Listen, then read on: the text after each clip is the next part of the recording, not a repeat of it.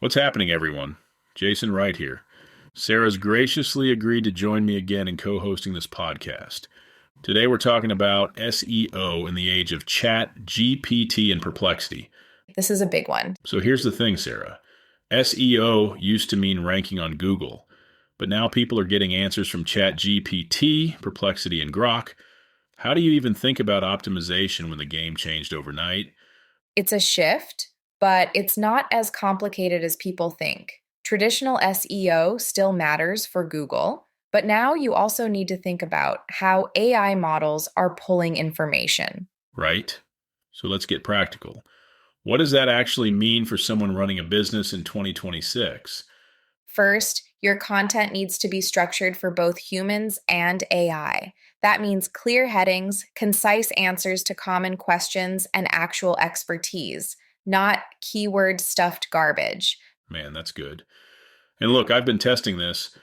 When I write a blog post now, I'm thinking about how ChatGPT would summarize it. If it can't pull a clean answer, I'm not doing it right. Exactly. And here's where it gets interesting. AI search engines prioritize authoritative sources. So backlinks still matter, but now citations and references matter even more. So it's almost like you're writing for a research assistant instead of a search engine. That's a great way to put it. And video is huge. YouTube is now the second largest search engine, and AI can transcribe and index your videos. So if you're not creating video content, you're missing out. Let me ask you this. What about local businesses? Does any of this apply to them, or is it just for online companies? Absolutely applies. Google Business Profile is still king for local, but now you also want your business showing up in AI-generated recommendations. That means reviews, citations, and consistent NAP, which is name, address, and phone number, all across the web. So walk me through a real scenario.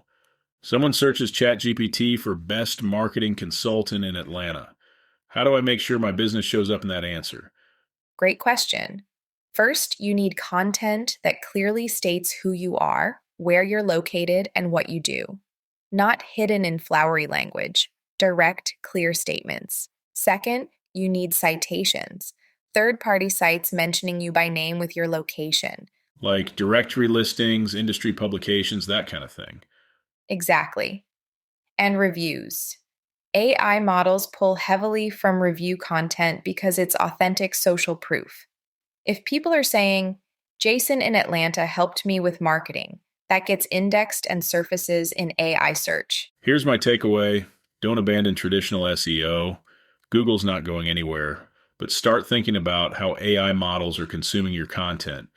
Write clear, authoritative, cited content that answers real questions. And test it. Ask ChatGPT or Perplexity a question your customers would ask and see if your content shows up.